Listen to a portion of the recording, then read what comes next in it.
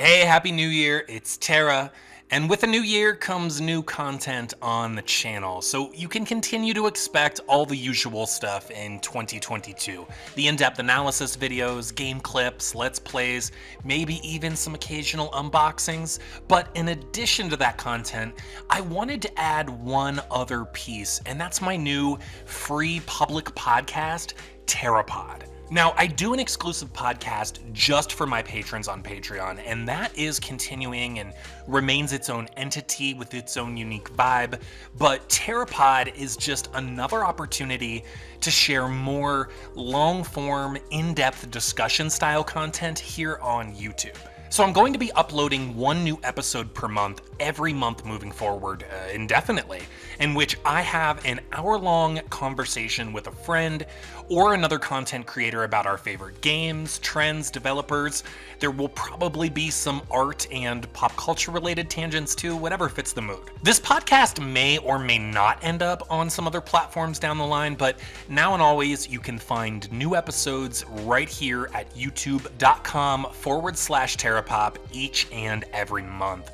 And I really hope you enjoy them, starting with this month's episode featuring my pal Cole from Critical Rants. We talk about Elden Ring, From Software game design, and our relationship with comic books and comic book media today. One more time and pretend like we did it in the first one. Cole, how's it going, man? I'm doing great. Thank you so much for having me on. It's great to be here, and I really appreciate you giving me the opportunity to chat with you.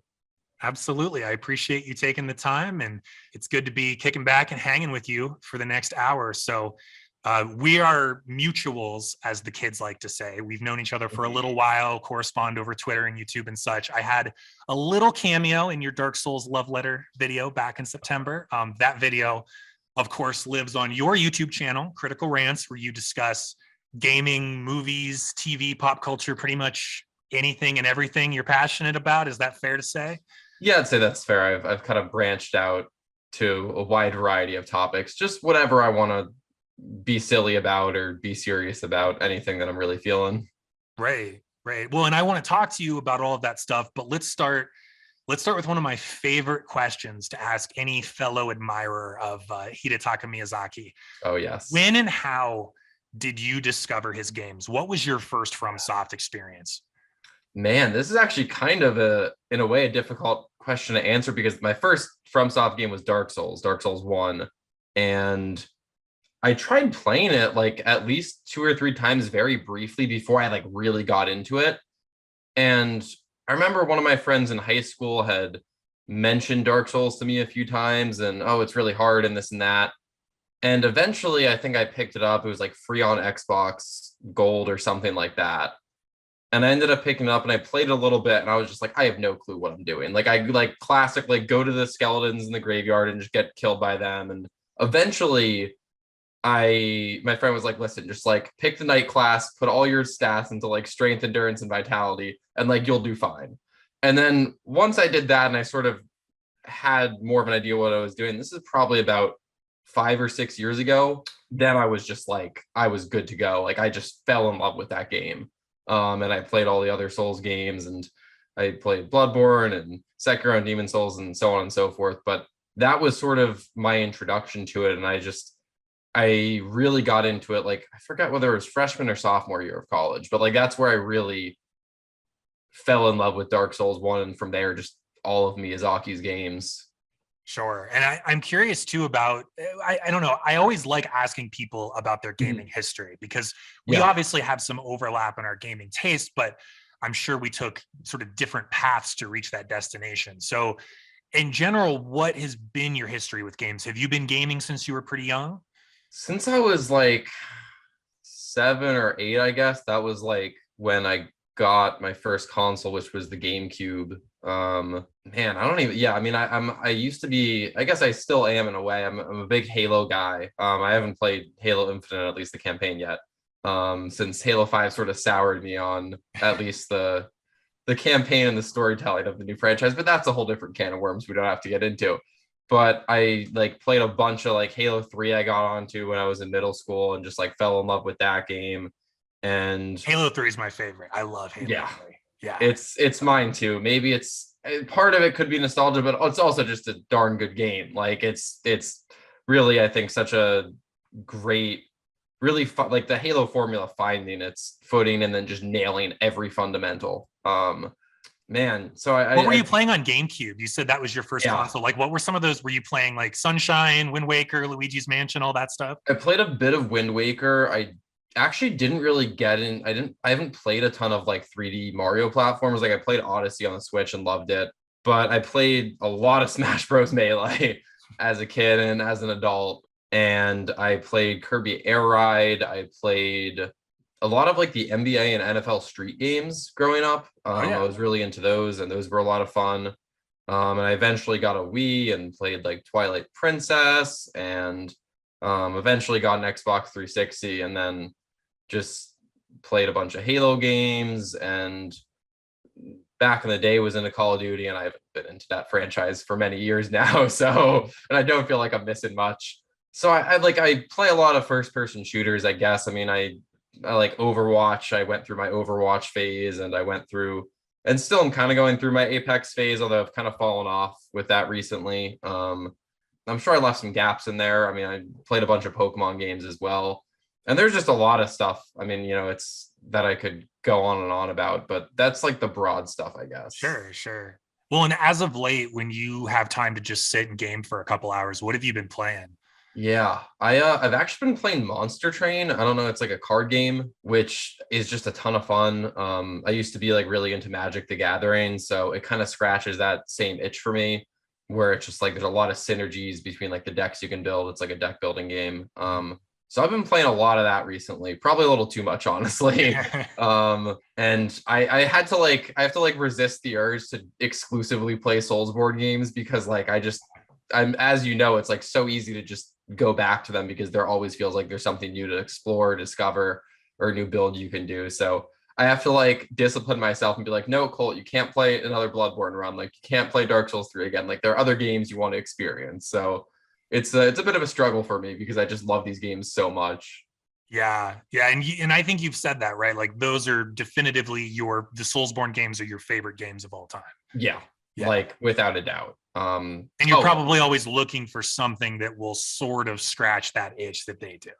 Yeah, and it's weird because I feel like I haven't delved out into a ton of other Souls likes because I'm almost like afraid. I'm like I've been to the top of the mountain. Like Yeah, what like how could anything be as good? And I don't mean like I don't believe that actually because like any developer, any developing team could make a great Souls like game or do all that stuff that even surpasses From Software in a lot of ways or just do things differently. But I think I'm like so worried that I'm like, this isn't going to live up to my yeah, expectations yeah. because I have such high expectations because From Software just sets the bar that high, in my opinion. Oh yeah, no, absolutely. You can be a little curmudgeonly. I have my curmudgeon hat on already. I'm a pretty big Yeah. Souls-like curmudgeon. I do like Mortal Shell. That Yeah, game I've heard really good things, not was just from made your by a team of video. 15 people, which is crazy. Like given how Wow. good it is, and it was Yeah, made I by wouldn't have 15 people. expected that, Yeah, given how it looks even.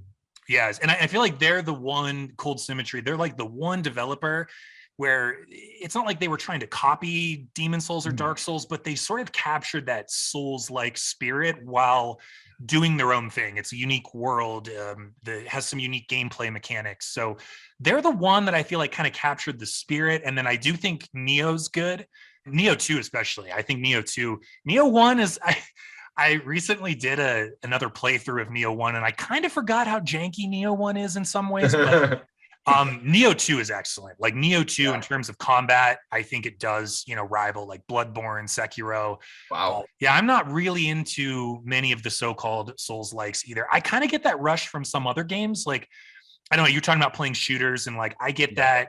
I got that a little bit in the last year from Returnal. I don't know if you played Returnal at all. No, yeah, I don't have a PS5 yet. I might have to Okay. get one soon, but Mm. I've heard great things about Returnal as well. I like FPS games as well, and I really like id Software's games. So I like Quake, I like Doom, and Yeah. different, but kind of gives me that satisfaction as well, that kind of white knuckle experience. But yeah, you're preaching to the choir, man. There's Yeah. nothing that touches Miyazaki's games. And I got to ask you, obviously, the elephant in the room, Elden Ring. I know you're excited like me. You can't wait till February 25th, but where's your head right now? I'm sure the game's crossing your mind fairly often. What are you most looking forward to about Elden Ring? Yeah, I kind of want to answer this in two parts, if that's okay, because like when Elden Ring was first being was I guess before it was even announced, there were rumors that like George R. R. Martin is working on a game from Japan. And I'm you can probably see him on my bookshelf behind me. I have like all the Game of Thrones books because I'm a huge A Song of Ice and Fire fan. And I was like, there's no way that he's working on From Software. Like there's no way he could be collabing. And then like Elden Ring was announced and it's like a new world created by Hidetaka Miyazaki and George R. R. Martin. And I'm like, this is a spiritual successor to Dark Souls, developed by FromSoft, directed by Miyazaki, co-written by George R. R. Martin. Like this game was made up in my head. Like there's no like this is my dream video game. So like part of my answer is just literally everything because like at this point it almost feels too good to be true. But my real answer, I think, is the diversity of builds and just how flexible it looks like and expressive the combat will be.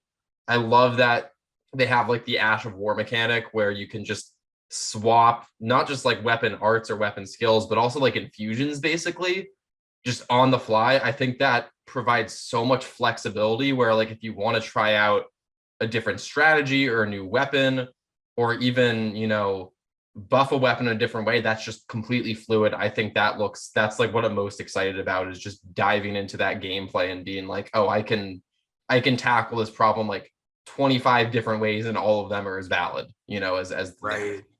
Yeah, yeah. The Ashes of War, that's a really interesting new system because, like you said, it's pretty yeah. much weapon skills and scaling rolled into one mechanic.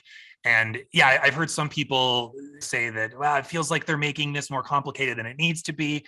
I don't feel that way. I like it. And I think just based on the network test, it feels like it's going to go really deep. And like you said, a lot of customization, a lot of optimization if you want to play that way. Obviously, it's fun to just build a weird Mimi character and run around with something. But like, if you want to make a super optimized build, you're going to be able to do that even more so than before. And it's cool. And you also don't have to affect scaling either. You can just Yeah. use a weapon skill, you know, retain your original scaling. So yeah, it's really cool. I think that's going to go so deep.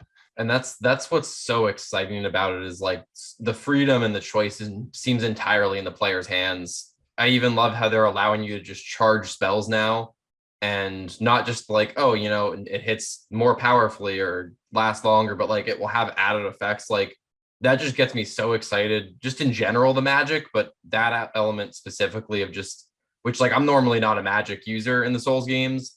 I've done it, but it's never really clicked with me, like just kind of getting in the thick of things with melee has. But like in Elden Ring, I'm like, man, I just want to use everything. Like Yeah. it seems like they're being able to cast it on horseback and even in midair and charging spells and just like it seems like it's integrated a lot more seamlessly into the melee combat and just combat in general. And I'm just jazzed about all that stuff. Like my hype is unreal. I cannot wait. I mean, it's only almost 2 months away now, which is kind of Yeah. crazy. Yeah, And yeah. A friend of yeah, mine mentioned how he's most looking forward to Christmas this year because it marks the 2 month anniversary of Elden Ring, not because of Christmas, because you of the know, 60-day anniversary of Elden Ring. And I was like, you know what? I hadn't thought of it that way. That's pretty good. I've thought the exact same thing. Well, like you said, I mean, I think Magic is just clearly cooler than ever before. And not just visually, but they have made it more powerful too. It does feel Yeah. like in a PvP context, like a mage could hang with like a dex build a little more, you know, it wouldn't just Yeah. be completely lopsided. And yeah, like you were saying, it almost feels like unless you were doing a specific sort of limited challenge run, that you'd be missing out on something if you didn't use magic, if you omitted magic from your arsenal. Like it makes so much sense. It is really fluid to incorporate. And the spells, they're just sick. Like they're just so cool. Like you kind of assumed you'd seen everything. And no, new animations, new colors, new ideas. Mhm. Yeah, the magic is really cool. Just there's the one spell they showed off in like the 15-minute gameplay trailer where you like summon this sort of like weird cloud above, like it's like the horseback enemy, and just like it rains down all these little bolts of like Yes. sorcery. And I just saw that and I was like, oh, so I'm gonna be a magic user on my first playthrough. Like, so that's Yeah. gonna happen now. It just, yeah, as you said, like the visual flair to it, I think is just as important because it just looks cool. Yep. Yeah, that spell you mentioned, that one really caught my eye too. It reminded me of Aldrich's arrow attack from Yeah, DS3. It's like you yeah, kind of have that ability to cast, and yeah, they just wrecked. I think it's the Tree Sentinel, that kind of yes, Havel that's right. looking dude on horseback. He's sort of a field roaming mini boss. I think in that gameplay showcase, the player character used that against him, and it looked pretty awesome. So yeah, I'm the same, man. I mean, I'm thinking there's not a day that goes by when I don't think about it, which just seems it almost sounds creepy, but it's the truth. Yeah, I'm no, just I'm just thinking about it exactly all the the time. same. Yeah. Because these games are, I mean, you talked about that in your Dark Souls video. I mean, these games really do affect you. It's one of those like if you know things. I mean, Yeah, they affect you on a pretty deep and profound level, like as much as I think a video game possibly could. They really teach you something about real world resilience, and you yeah, have to overcome so much in addition to just being cool. Like there are these cool interactive sort of emotional artistic experiences, but then they're just hard. They're hard, they're challenging, they test you. I don't know, it's hard to put into words. That's why the games exist. Like you almost can't explain through words what these games do. That's why you have to play them, right? and I think that's like something that is so special about them is that like they are uniquely video games. Like I don't think that at least like trying to adapt any of I know there's been like Bloodborne, like a Bloodborne comic that's like not canon and things like that, but like it makes you feel a certain way because it's interactive and because you are at the reins, so to speak. And I just think that it is like as you said, like you almost can't describe it in words. If you know, you know. It's really an experience, I think, an art like in, as an art form that is really unrivaled in a lot of ways. That's not to say other games or even other stories can't provoke similar or even the same emotions, but I think the way that these games are designed and the way they impact the player is really unique. And I'm really glad to see that like From Software and Miyazaki have gotten a lot more credit recently. I mean, just like one of the most acclaimed game directors of all time now, I would say, and just highly regarded game directors. Like, and I just influential as well. I mean, I think I touched on this in my video for Dark Souls 10-year anniversary, but like the whole reason why I think like, oh, everyone's like, oh, the Dark Souls of this, the Dark Souls of that. It's like everyone wanted to be it because it Right. was that influential. It had that much cultural impact on the gaming landscape. And regardless of whether you think the games are too hard or yada yada yada, like that says something, I think. And that says something really powerfully. Yeah, that's a really good observation because it's almost like the Michael Jordan thing, where someone would be like, "Oh, Yes. he or she is like the Michael Jordan of this or that," and like Yeah. whether you're like a hardcore basketball fan or not, you know what that means. Mhm. And you're exactly right. People do that. You see it all the time with the game journalists and all these articles, and it's like, well, this is the Dark Souls of that. I mean, I saw an article. I can't remember the website, but they were trying to say how the new open world Pokemon game is Arceus, right? Mhm. It's like, oh, it's Dark Souls like in this way. And on one hand, it's like, okay, pump the brakes. This is not like Yeah. this is not like Dark Souls. It's a Pokemon game. Take it easy. Yeah. But I mean, to that point, like people almost can't help themselves. It's in the Mhm. vernacular now, and it is cool. And I think you're right. Like Miyazaki, I think since Sekiro came out, it has felt like he's gotten his flowers finally. Yeah. Like even if the games, when you break them down, the games are still kind of not mainstream. Historically, Yeah. they've not really sold like mainstream games. They're not really mainstream in their appeal. If anything, like what's most known about them is how esoteric they are. But Yeah. now it does feel like things are changing, and I would be willing to bet Elden Ring will become the best-selling From Software game ever, based on just the I think like collective awareness now of From Software how good their games are, and I love that you made the point too that they're games. Like Miyazaki leans into the gamey aspects, and like he's not like mincing about that. Like they're Yeah. 100% video games, and I think we are in this era where there's I don't know, like some kind of interactive movie games almost. And Mhm. it doesn't mean that you can't tell a great story Yeah. within a gamey game. Like take Bloodborne, for example. That's my favorite kind of storytelling. It's Yeah. sparse, right? It's kind of abstract. It's there if you want it. You can completely ignore it if you choose. But it's not a dialogue and cutscene heavy game. But that's not to say it doesn't have a great story. It does. Yeah. Bloodborne has like one of the greatest stories ever. It's just not spoon fed to the player, and I love that about their games. It seems like I'm sure you feel the same way. Yeah, 100%. I mean, even specifically, like Bloodborne is, I'd say, like my favorite story in a video game. It's also my favorite video game of all time. And despite it being, as you said, like very esoteric and obtuse, but like it's so, and this isn't just Bloodborne, but all of FromSoft games, like it's so rewarding because you can, as much as you put into the games is as much as you'll get out. If you want to dig through every little lore detail, you'll be rewarded. You can find every little lore detail. And it doesn't mean it's all going to be super easy or concrete, but if you search hard enough or long enough, like you will find stuff. And even just like exploring the game too, gameplay wise, if you search every little nook and cranny, you're going to find something worthwhile. Like I think that's why they have so much staying power, because it feels like 10 years later, like we can still talk about Dark Souls 1 and discover new things about it. And as if it, not it just came out, but as if, there's still more to uncover. Like, I think that's why the games have lasted so long, if that makes sense, in the gaming zeitgeist. Oh yeah. Yeah, for sure. And I think we've reached this point too, where there will never be a time in gaming history, 10, 20, 50 years from now, when a game like Dark Souls 1 won't be a great game. Like that'll always be a great game. Like Bloodborne and Sekiro and DS3, like they're more technically refined, right? They're a little sharper, they're faster, sure, right? More advanced boss and enemy AI, of course.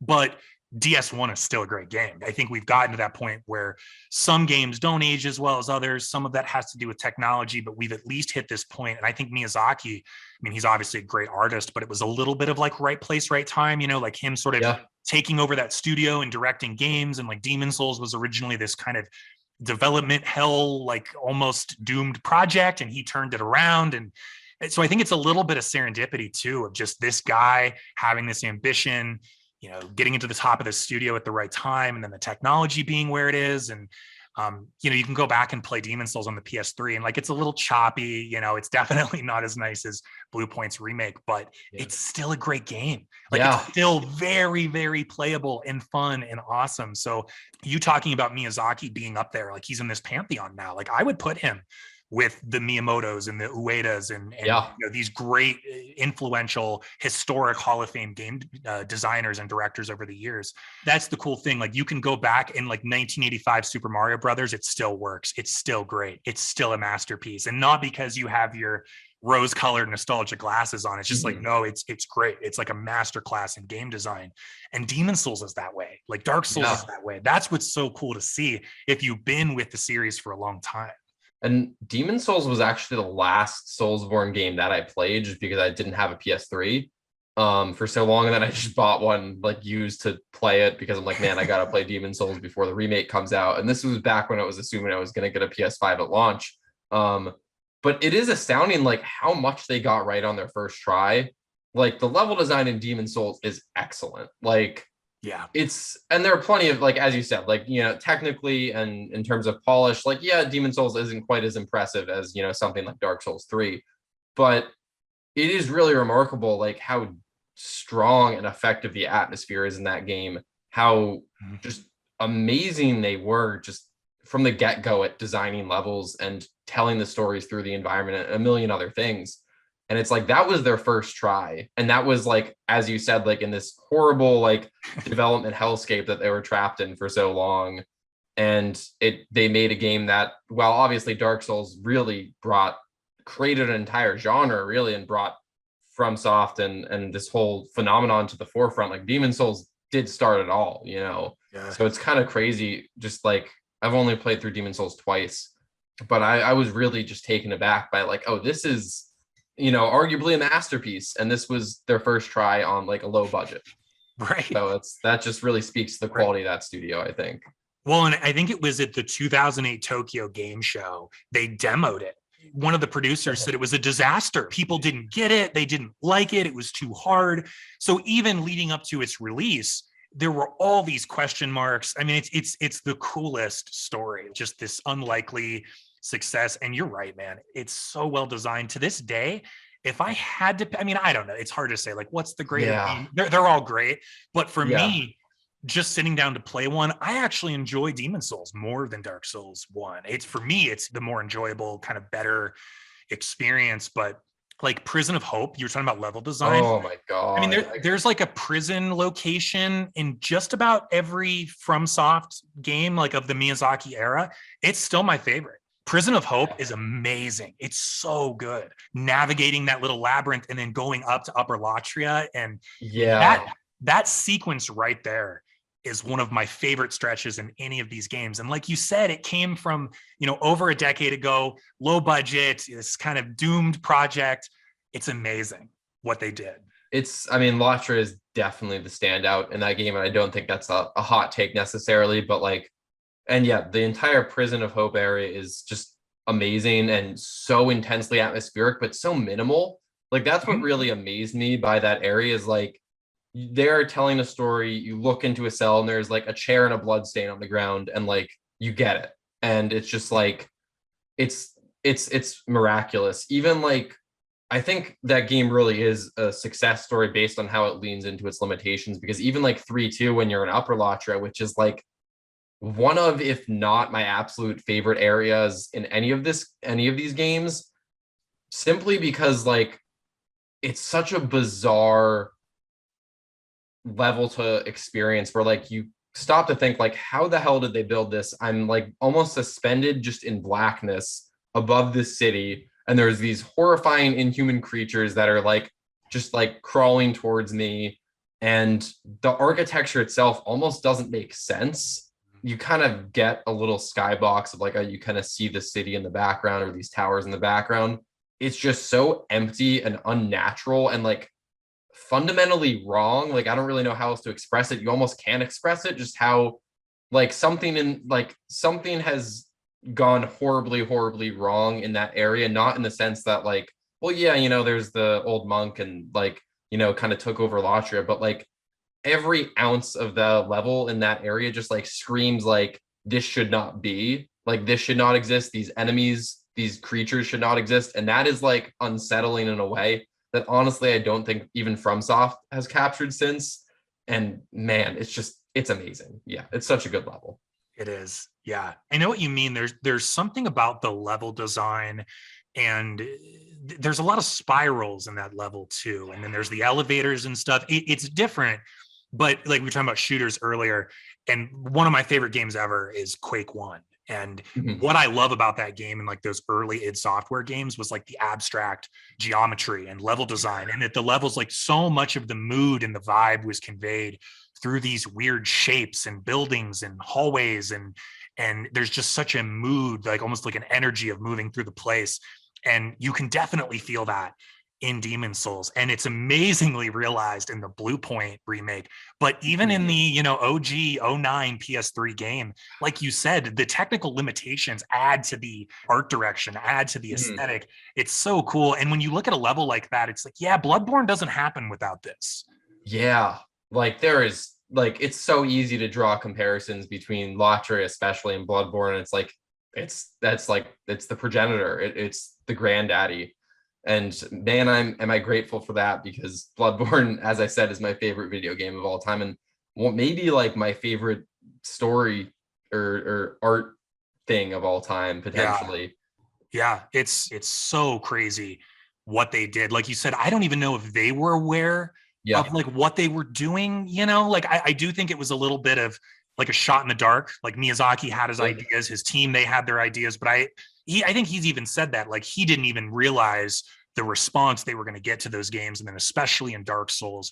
But yeah, Demon Souls is the blueprint, and I kind of can't believe like all these companies like Nintendo, Microsoft, Sony, like they do good things, they do bad things, but I can't believe that we do live in an era in which like Sony allowed Blue Point to remake Demon Souls as a launch title for their new next gen console. Like when I first heard that, I was like, what? It was like an April Fool's post or something. I was like, no way. Yeah. They're not doing this. They're not pouring money into this. Because like, as much as I love Demon Souls, I wouldn't say it's exactly like, a system seller, like, a game like Halo Infinite might be, because it has that mainstream appeal.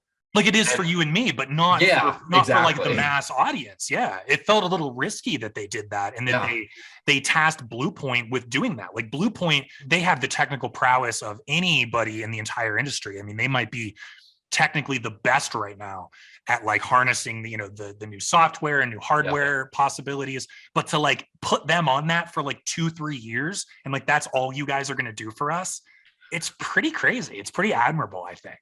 Yeah, because it's much like the original game. Like it was not a guaranteed hit, and it was not a guaranteed financial hit for sure when you put it like that. Well, let me ask you, what's your favorite FromSoft boss? That's always a fun topic. Or could you pick like 2 or 3 even? Yeah, I mean, hard to narrow it down.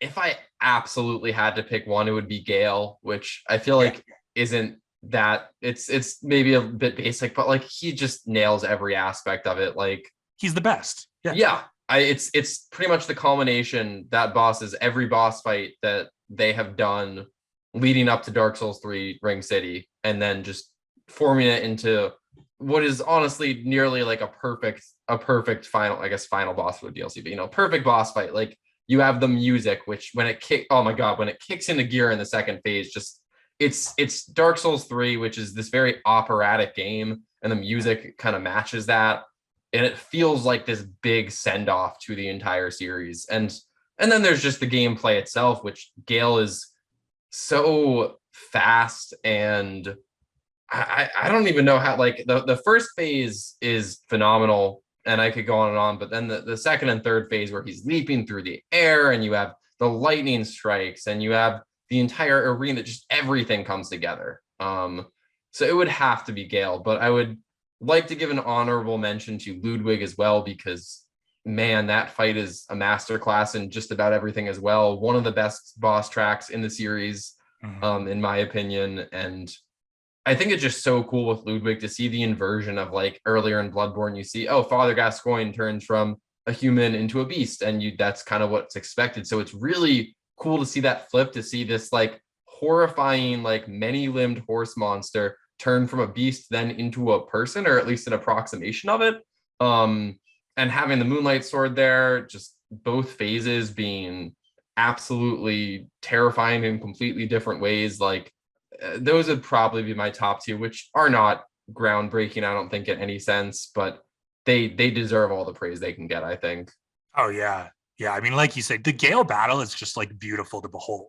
Like his animations, like you said, the music, it's just beautiful. Like it's amazing. And then the lore implications of like what that showdown means, and just the culmination of the trilogy, and seemingly it being these 2 nobodies, at the end of the world. Just it's the best. I mean, that moment is FromSoft at their best. And yeah, I mean, Ludwig is classic, and Ludwig is great because he's just one of those big, scary bosses, super high intimidation factor, can kill you in like 3 seconds. You make one mistake, you're idle for at the wrong moment, and you're dead, and that's always cool.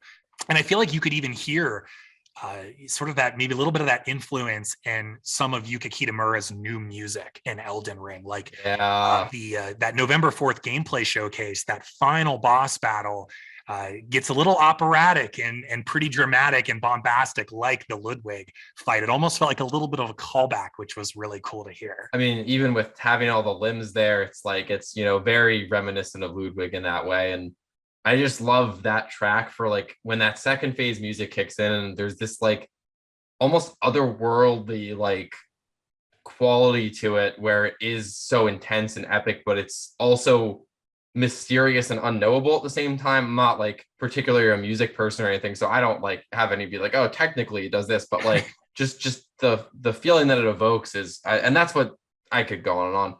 I'm so excited for all the amazing boss tracks we've already gotten and that we will get in Elden Ring, because there seem to be a lot of bosses in that game. So there's probably going to be a lot of music. Are they going to be in like triple digits? Like that's, which I honestly would almost be a little afraid of, because I don't want them to do quantity over quality, but I also have faith that they can do quantity and quality. So, I mean, I will. That was my experience too. Like for what it's worth in the network test, it's like clear that they put more time and effort into the animations of a main mandatory boss like Margit. But then some of the lesser dungeon bosses, they're not throwaways. Like they're better than some of the mandatory bosses in DS1 and DS2 and stuff. So I think what you said might be the case, where it's going to be a little bit of both. And as somebody who has a bit of a background in speedrunning, I don't know that I'm going to go down that rabbit hole with Elden Ring, because that's a huge commitment. But I am so curious what all bosses runs in Elden Ring will look like, because it's gonna be insane. Because there's so many bosses scattered in so many different caves and dungeons, and then obviously the sort of mandatory boss gauntlet, that's going to be entertaining. Like seeing the first GDQ, I don't know how much of an interest you take in speedrunning, but like I'm thinking about the first ever GDQ run, all bosses run for Elden Ring. That's going to be so entertaining. That's like a Rubik's Cube. I mean, that's a puzzle to solve. Yeah, just how you go about it. Yeah, because it's not even like, oh, here's, even obviously a lot of these games are very open-ended, and then you can tackle the boss in a lot of different orders. But like with this, given that it's a true open world game, like there is going to be so much, like what path do you chart, through the world to get, because it's like every little dungeon has a boss basically. So, and there's probably going to be dozens of those in addition to everything else. So it's again, it even goes back to like that flexibility. Like you can tackle them probably whatever order you want. It'll be really interesting to see. I'm not like huge into speedrunning or anything, but it will be so interesting to see like how that sort of evolves within the speedrunning community of, oh, we figured out, well, actually, if you travel this route, it's going to be like, it cuts down like 2 minutes, or whatever it is. And like all those little optimizations, there's so much room to explore there. Yeah, throw in the horse, throw in jumping, and it's like just seeing how the speed run will evolve over like the first year of the game, the second year of the game.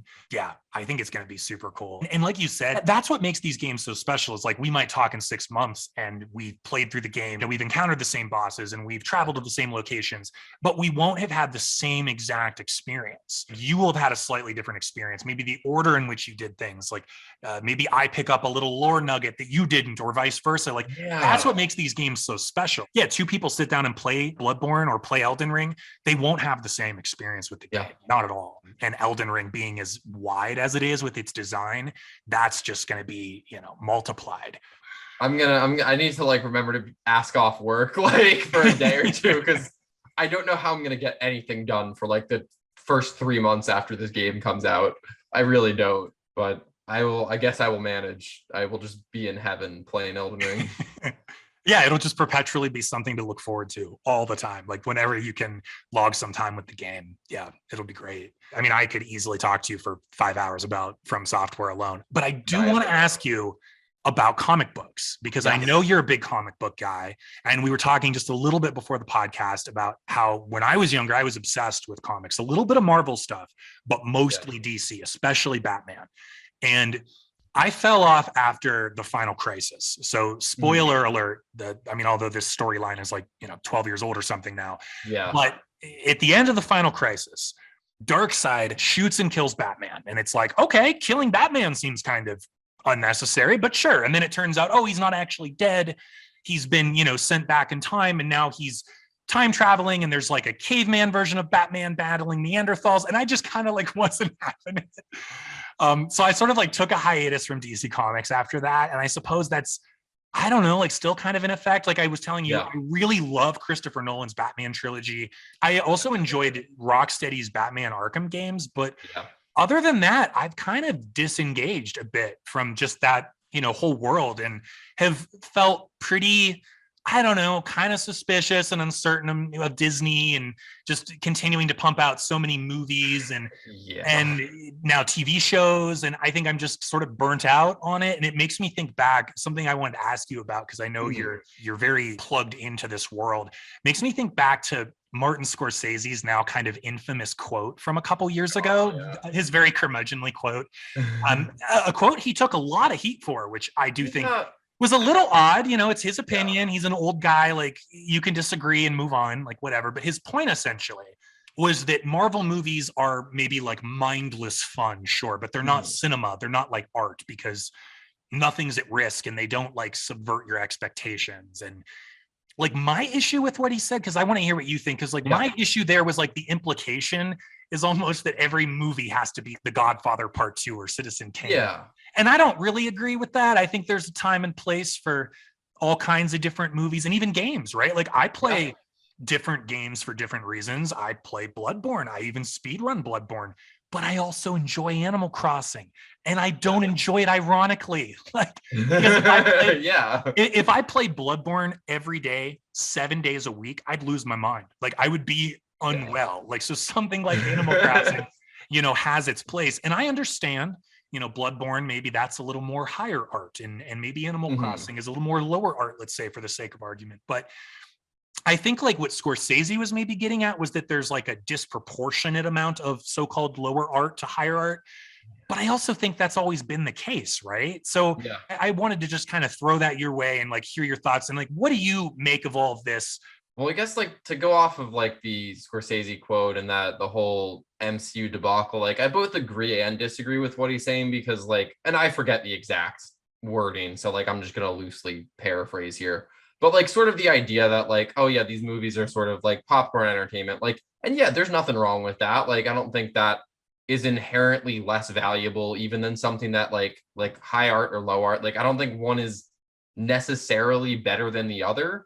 Like, obviously, you know, I would get something more out of Bloodborne, you know, than most other games, which I consider to be high art. But like, I think when it comes to at least Disney and like Marvel movies specifically, I think what he does touch on is important, which I think is the idea that like these movies are kind of put in their creative box. And when that happens, it's hard for them to be high art or harder for them to take risks and shine, when it often can feel like these are pumped out by a formula, which I love Marvel movies, but I also am kind of burnout or just sort of distrustful of them, because it is at a point now, it's like you've made, you know, like 25 of these movies. I don't even know the exact number at this point. You made a bunch of shows and you're Disney, and these things are all guaranteed to make an absurd amount of money at this point. So it's like, why not take risks? Like, why not break away from the formula? And we've seen them do that a little bit in recent years, but I think it also is concerning when, because this is so popular and dominates the box office and even influences how filmmaking is done in general, like it is a bit concerning to be like, oh, well, like, you know, if we're getting, you know, this Marvel movie that is basically the same movie we've seen before with a few different tweaks, which I think is a bit of an overblown, like, or, you know, it's just a case by case basis. I don't want to be like, oh, every Marvel movie is the same, because they're not. But I think a lot of Marvel movies can feel very similar, and a lot of superhero movies can feel very similar. And when, as you yourself said, like, yeah, if you played Bloodborne every day, 7 days a week, like you go crazy. And like, if every movie coming out, or at least, you know, of the majority of superhero movies coming out feel like they were made by the same people, it starts to wear on you a bit. So I think like, I don't think these like Marvel movies aren't art. I think they're undeniably art. That doesn't mean they're good or bad inherently, or inherently less valuable or more valuable than anything. And like, I mean, the Guardians of the Galaxy movies are some of my favorite films ever. Like, I love those movies. And I really think at the end of the day, like, it feels like there's this pressure, because it's not just Scorsese. They ask all these directors in interviews, oh, what do you think of Marvel movies? And it's like, well, yeah, like they can love them, they can hate them, they can despise them. Like, as long as you enjoy the movies, or even if you don't, like, that's perfectly fine. I think it's a very interesting conversation to have, because there's so many different points you could touch on. And hopefully this hasn't just been like, this has been coherent, because I feel like I've kind of bounced around a bit. But I think it's right to be conscious and like concerned about the sort of like homogeneity of a lot of superhero movies and how that can affect filmmaking in general.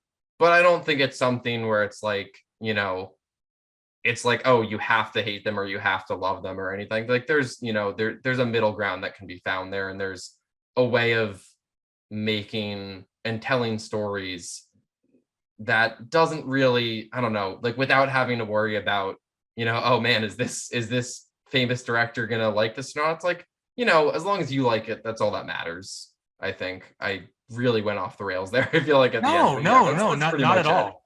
No, that's a good train of thought, Cole. And I know you mentioned the Guardians of the Galaxy movies, but let me ask you, because this is a subject you're interested in, something you Yeah. do videos about on your channel, like, is there a good example of a superhero or comic book related movie or show today that you feel is different or interesting, or like might appeal to someone who maybe like saw an Avengers sequel and was like, hey, I've been there, done that? Yeah. The first thing that came to mind is Doom Patrol, because I adore Doom Patrol, which is a show on HBO Max, which is about the DC Comics team known as the Doom Patrol, which are a little more obscure. And I knew nothing about them going into the show. I wouldn't have been able to like pick them out of a lineup of characters and been like, oh yeah, there's Robot Man, there's Crazy Jane, there's the Doom Patrol. Like I wouldn't have been able to do it before I saw the show, but then I saw the show and just fell in love because it's such a weird, unabashedly silly, just like ridiculous, but also very sad and moving series. And I've since read a bunch of Doom Patrol comics, and I love those as well. And that I think is the type of series where it's like, oh, you have not seen this before. Like it's even just as a television show, I think it's breaking a lot of ground in terms of how it handles representation, even, which is great. But it's just a really well done. There's 3 seasons out now. And it's so strange. It's such a strange show, but also incredibly heartfelt. And I think comparing that to like, I don't know, what's another, like, I don't know, like it's been many years since I've been caught up on any of like the Flash or Arrow or any of the CW superhero shows, but like it's like night and day between those 2 shows, or those types of shows, and I guess the other superhero related thing that I want to shout out, which I saw recently, was Legion, which is another TV show on Hulu, which is just remarkably well made. Every single episode of that show, like literally every episode, feels like the people both writing the script and working on set were just going all out, that they're accepting, like, the name of the show is Legion, but the name of the show is also like taking risks and pushing boundaries and just doing these incredible, like, crazy film sequences where they just really trippy sequence. It's great. It's a very, also kind of weird at times, but in a different way than Doom Patrol.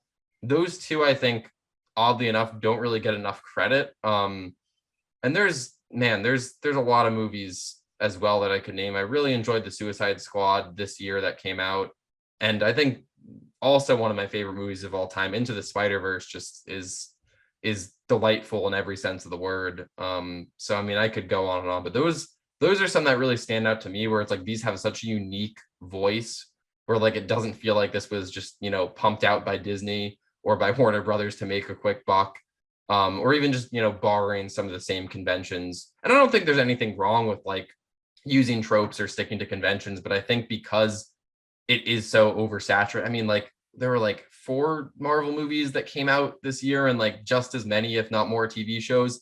So it's like when you're getting these like every couple of months or even more frequent than that, like it can be exhausting. And that's why I think superhero fatigue is experienced by so many people. So to see stuff that just kind of says, no, we're going to do our own thing, we're just going to make this weird story, like that's, or just any story that's well told but doesn't feel like its first priority is catering to people, which again, I don't think there's anything wrong with that, but I think that kind of stuff stands out to me in contrast to everything else out in like the superhero market now. Right. Yeah, and weird is an adjective you used more than once there. And weird is good in my book. Like, yes. Weird is different. I think I've seen you maybe tweet about Doom Patrol. Just like, this is good. Check this out. I will keep that in mind. Yeah. Those are good shout outs. Hey, cool. Quickly, speaking of your Twitter. Yes. You recently went off the rails on Twitter. You went kind of totally unhinged, which I'm all for, for the record. But I think you even tweeted something to the effect of like, I'm going to start being pretty weird on here. So buckle up. Where did that come from?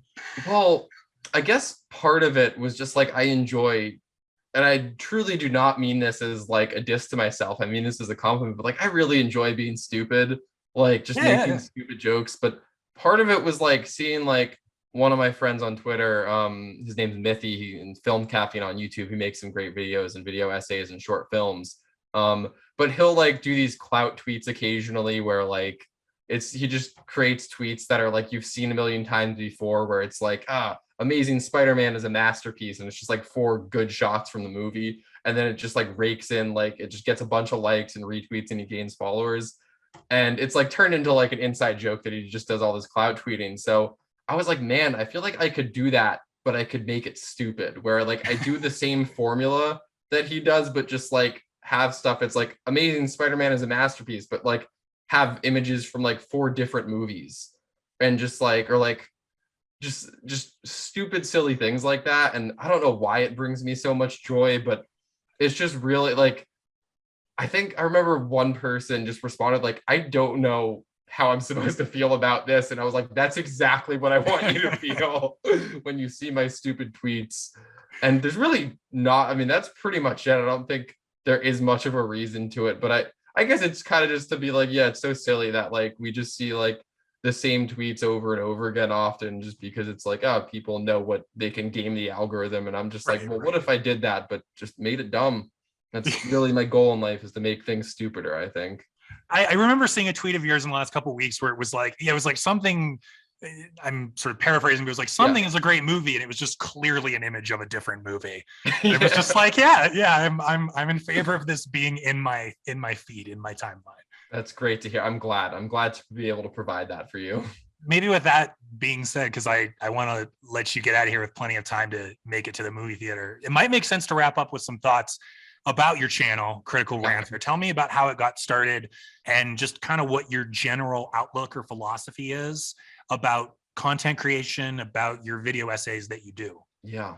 So Critical Rants initially started as a blog, actually, on like WordPress, when I was in college. And I was just like, man, I had watched a lot of videos, like video essays for like a while. And I was like, man, I kind of want to do this, but I don't feel like because like I knew nothing about editing videos. I was like, I'm just like, I'll never be able to like match that level of quality, you know? And I was like, well, my background's in writing, so I could start a blog and just, you know, have my rants and my articles that I would write. And that went well for a while, but eventually I realized like what I really want to do is make videos and make video essays. And once I started doing that, I was like, oh, this is not as challenging as I thought it would be. That's not to say it's not challenging, because it's a ton of work, as I'm sure you know, making any video, especially like some of the analyses videos that you do where you really break things down. Like it's a lot of work to even put out like, you know, a 10-minute video essay or whatever it is you're making. Like it just takes a lot of time. But I eventually started my channel and didn't really have any specific plans or like angles or like any really central gimmick to my channel, other than it's just me talking about stuff I'm passionate about. And that was, man, like 2.5 years ago now, which is kind of crazy because it feels like both longer and shorter than that, because I'm like, man, what did I do with my free time like before I was making videos?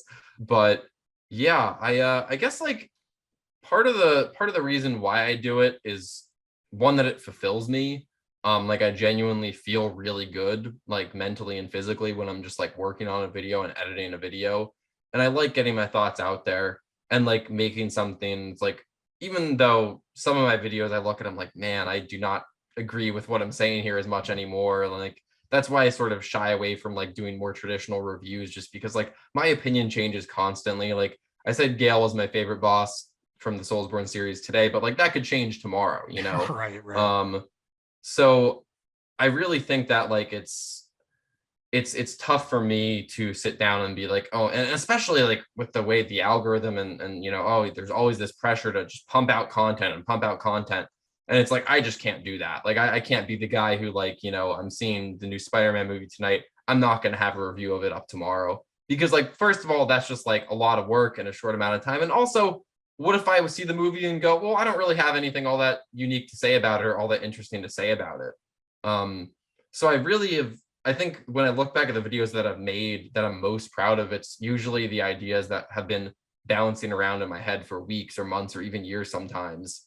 Like that Dark Souls video I made, like that wasn't something that I just like said like, oh, you know, a few weeks before, oh, this is something maybe I could make. It's like I'd been thinking about that stuff since really I had been playing the games and just finally found a way to articulate it. And I love making stuff like that where I can look back, because when I think about the videos that I enjoy and the video essays that I enjoy watching, it's like, especially recently over the last couple of months or year, I've been trying to make my videos a little bit more personal and emotional, Because those are the videos that I enjoy seeing, because like, yeah, it's kind of scary and risky to do stuff like that. And that doesn't mean like, oh man, I'm being like super divulging all the details about my personal life kind of thing. But this is a specific example. But like I made a video about Teen Titans a while back, and well, I've made like 3 of them. But the first one I made was sort of talking about why the show was so special and like why it resonated so much. And I was talking about like, oh, the characters like struggle with, you know, being insecure, and they struggle with this. And then like it wasn't until I rewatched my own video like a couple of weeks or months after that I was like, oh, when I was writing these are all just things that like I struggle with as well, and I was just sort of projecting. But I was like, wait, that's really cool though, because like, you know, it's a universal thing that people can relate to this show, but it's also like personally I put my own touch into that video, and like that kind of stuff.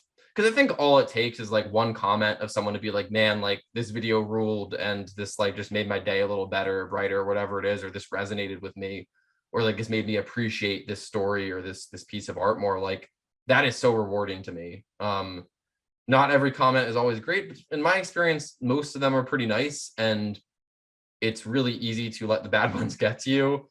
But that's a whole different conversation. But yeah, I guess to wrap up my whole rant here, and sort of what I want to do with the channel and why it's around.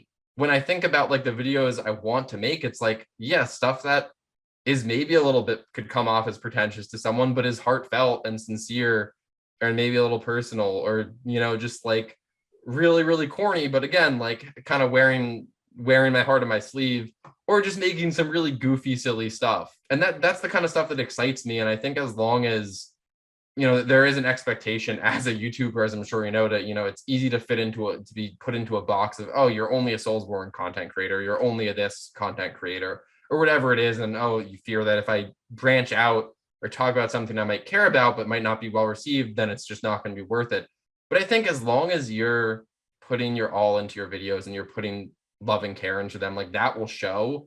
And it's not always going to be recognized right away, and it might not be recognized for a long time, because as great as a platform as YouTube can be, it can also really suck sometimes. But I think that is more important to me than like having that internal sense of like, oh, I'm proud of what I made and I think what I'm making is important. That's 1,000 times more important to me than like, oh, my video got a bunch of views, you know. But like if you count on that, then like you're always going to be disappointed on this platform. Yeah, you said a lot of good stuff there, Cole. And I think you made a good point too, which is not dissimilar from the point earlier that I made about, you know, playing Bloodborne 7 days a week versus maybe taking a break to play like Animal Crossing or something.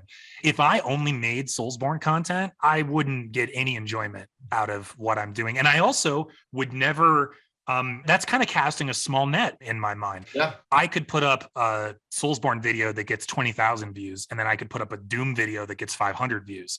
But I could meet a couple nice people, or I could connect with a couple people, or entertain a couple people with the Doom video, and also just keep this interesting and enjoyable for myself. I don't care if it doesn't do as well as something else. Like I could never just do one thing all the time because that's what's going to get views. Because I think if you're chasing that, like you're chasing some unattainable thing, and you're always going to feel like you're hungry and unsatisfied. And I think I even tweeted at you something about that. I think you had posted once, like, you know, my latest Dark Souls video isn't doing as well as some of my other stuff, but I feel really proud of it. And I'm glad I did it. And I think I tweeted something, you know, at you to that effect of success or like satisfaction or something's measured in more, it's something hokey, like it's measured in more than views, but it's the truth. Yeah. But you were 100% right. It's all about finding out what you're really passionate about and not apologizing for that, and not having to feel like you have to cater to someone else, because ultimately it doesn't matter what anyone else thinks of your videos or of your art. It just matters, are you satisfied with it? Do you feel pride with it? And sure, that's even a good reminder to me. Like I like your emphasis there on fun. Like I want to have fun with what I'm doing. I want to enjoy it. Like how could I expect anybody else to have fun or enjoy what I'm doing if I'm not? Because like when I got into the partner program a couple months ago, I did a few intros to my normal videos where I went off the rails and explained how I was gonna, so funny. Yeah, I explained how I was going to sell out and I'm going to be doing, which I am. I am. But I'm going to be doing, you know, Bloodborne 2 rumors and so on. And it was so funny to see like how much people responded to that. Like I got so many comments about the first 2-3 minutes of a long video, but I'm going to let you get out of here because I know you have a hot date with the new Spider-Man movie. Cool. This was a lot of fun. I appreciate you taking the time to do this. We'll have to do this again, maybe sometime after Elden Ring comes out. Yeah. We'll just have to geek out about our experiences with the game. Martin Scorsese sends his regards. He hopes you enjoy your trash low art spider movie. Thank you, Martin.